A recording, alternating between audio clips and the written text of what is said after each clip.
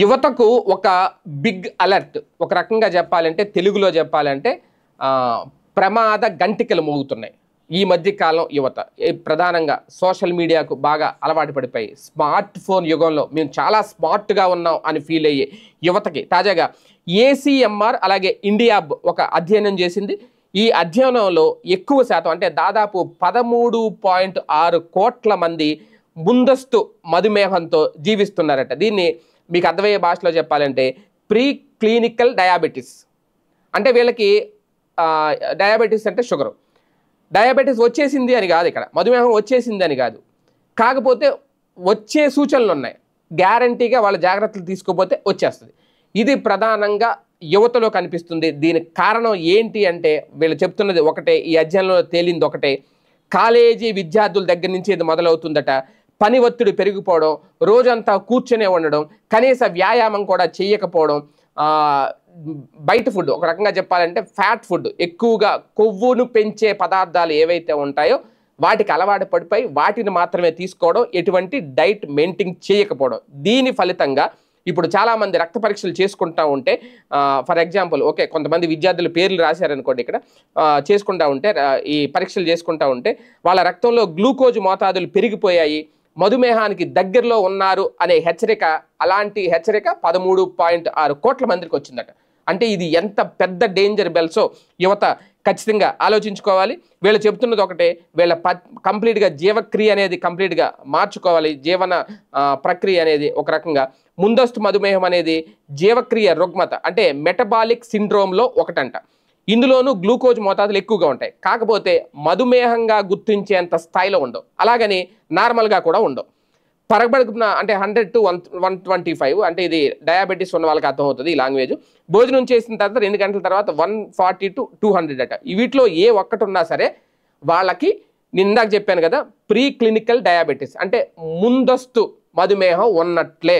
ఇది ఈ అంచనాలే తేలింది. ఇక్కడ ప్రధానంగా ఎందుకు ఈ ప్రీ క్లినికల్ డయాబెటీస్ వస్తుంది అనేది ఒక సంకేతాలు చెప్తున్నారు. పొట్ట భాగంలో కొవ్వు పెరిగిపోవడం, అలాగే మనలో శక్తి ఉత్సాహం సన్నగిలడం, ఏకాగ్రత జ్ఞాపక శక్తి తగ్గిపోవడం, సరిగ్గా ఆలోచించలేకపోవడం, ఎప్పుడు కూడా వీళ్ళు ఏదో కోల్పోయినట్టు, ఏదో డల్గా, అలాగే ఎక్కువ మనం ఏ చెప్పినా మర్చిపోవడం, ఒక పని మీద ఏకాగ్రత లేకపోవడం, ఇలాంటి సంకేతాలు కనిపిస్తాయంట. కాకపోతే వీళ్ళకి మాత్రం ఎప్పుడు తిండి మీద అయితే ధ్యాస ఉంటుంది, ఎప్పుడు ఏదో ఒకటి తినాలనిపించడం, అసలు నిద్ర సరిగ్గా పట్టకపోవడం, ఒక దిగులుగా, ఒక నిరాశగా, అలాగే చాలా వరకు బట్టతల కూడా ముందుగా వచ్చేస్తుందట. ఇలాంటి పరిస్థితిలో ఉంటున్న వాళ్ళు ఖచ్చితంగా వాళ్ళు ఈ ప్రీ క్లినికల్ డయాబెటీస్కి వచ్చేసినట్టే. అంతేకాకుండా వారసత్వంగా కూడా ఎవరికైనా ఉంటే గనక వాళ్ళల్లో అంటే తల్లిదండ్రుల్లో కానీ ఫోర్ ఫాదర్స్లో ఎక్కడి నుంచి అయినా ఉన్న వాళ్ళకి ఇంకా ఈజీగా ఈ డయాబెటీస్ వచ్చే ప్రమాదం ఉంది అనేది ఇమీడియట్గా దాని మీద దృష్టి పెట్టాలి. అవసరమైతే డాక్టర్ని సంప్రదించాలి. ప్రధానంగా వీళ్ళు చెప్పేది ఒకటే, ఇందులో ఏం చేయాలి ఈ ఉన్నవాళ్ళు, ఈ సిమ్టమ్స్ ఉన్నవాళ్ళు అంటే కొవ్వు పదార్థాలు తగ్గించుకోవాలి, పొట్టు తీయని ధాన్యాలు, దంపుడు బియ్యం, గోధుమలు, జొన్నల వంటివి తినచ్చు. వీటిలోని పీచు గ్లూకోజ్ త్వరగా రక్తంలో కలవకుండా చేస్తుంది. అలాగే ట్రైగ్లిజరైడ్స్ అంట, ఇవి కనుక ఎక్కువైతే క్లోమగ్రంథి దెబ్బతిని పాంక్రియాటైటిస్ దారితీయచ్చు. కాబట్టి ఇవి ఎక్కువ ఉంటే దీన్ని మాత్రం ఖచ్చితంగా మందులతో తగ్గించుకోవాలి. అన్నిటికంటే ఇంపార్టెంట్ ప్రధానమైనది ఏంటి అంటే వ్యాయామం. ఇన్సులిన్కి కణాలు సరిగ్గా స్పందించేలా వ్యాయామం చేస్తుంది. కొవ్వు బరువు తగ్గించడం ద్వారా రక్తంలో గ్లూకోజ్ తగ్గడానికి కూడా వ్యాయామం చాలా తోడ్పడుతుంది. అంతేకాదు గుండె కండరం దృఢంగా పనిచేయడానికి, రక్తపోటు తగ్గడానికి దోహదపడుతుంది. రోజుకి కనీసం గంట పాటు వ్యాయామం చేయాలి. వేగంగా నడవడం, సైకిల్ తొక్కడం, అవసరమైతే స్విమ్మింగ్, ఈత కొట్టడం ఇలాంటివి చేస్తే మేలు అంటున్నారు. అలాగే బరువును కూడా ఎప్పటికప్పుడు అదుపు చేసుకోవాలి. ఇది చాలా అంటే చాలా ముఖ్యం అంట.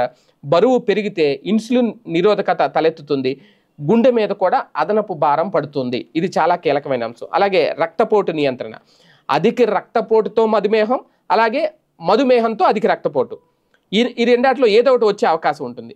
ఇవి రెండూ కూడా మన గుండె అలాగే కిడ్నీ సమస్యలకు దారితీసేవే.